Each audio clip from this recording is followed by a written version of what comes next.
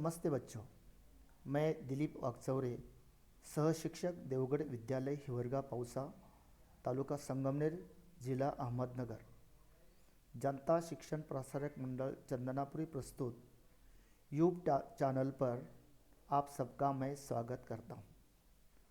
आइए आज हम सोमत अभिव्यक्ति इस विषय पर चर्चा करेंगे।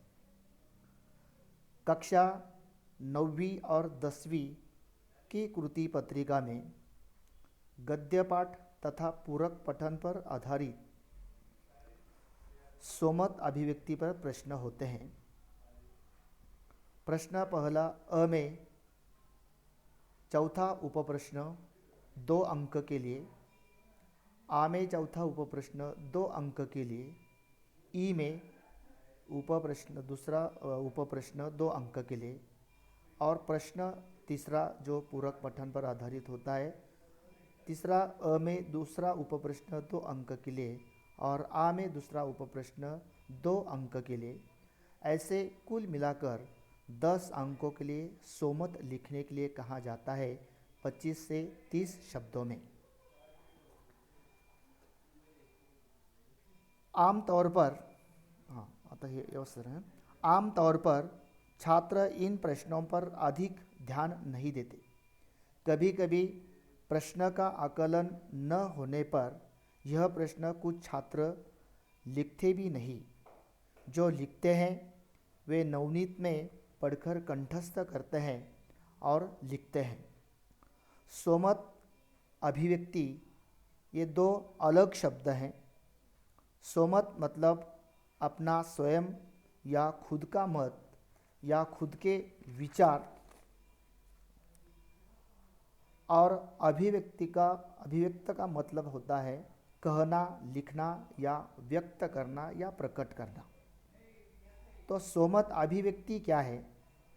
किसी विषय को लेकर या किसी घटना प्रसंग को लेकर अपने मन में निर्माण हुए विचार या मन के भाव को व्यक्त करना, बोलना, लिखना, इसे ही सोमत अभिव्यक्ति कहते हैं।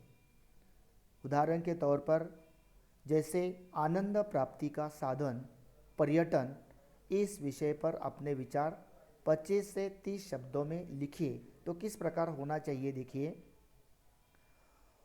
पर्यटन से हमारे ज्ञान में वृद्धि होती है। किसी स्थान के बारे में पढ़कर जानकारियाँ प्राप्त करने और उसे प्रत्यक्ष देखने में अंतर होता है। यह सुख हमें पर्यटन से प्राप्त होता है। पर्यटन से हमें भिन्न भिन्न प्रदेशों और देशों के प्रसिद्ध स्थलों एवं धरोहरों को देखने का अवसर मिलता है। इसमें हम एक दूसरे के करीब आते हैं, वहाँ हुए विकास कार्यों से प्रेरणा लेते हैं। इसके अतिरिक्त पर्यटन से अपने रोज़मर्रा के कार्यों से कुछ दिन दूर रहने और निश्चित होकर देश दुनिया को देखने, उससे कुछ सीखने और अपने आप में सुधार करने तथा तनाव से मुक्त रहने का अवसर मिलता है। इस तरह पर्यटन निश्चित रूप से आनंद प्राप्ति का एक सुंदर और मनोरंजन साधन है। तो मेरे बच्चों, प्यारे बच्चों, तो इस प्रकार अगर हम सोमत अभिव्यक्ति लिखेंगे तो ज़रूर हमें 2 से 2 या 1.5 अंक कम से कम मिल ही सकता है। धन्यवाद। आता मध्ये मला वाटतं तुला काहीतरी बोलत ते आलंच नाही का?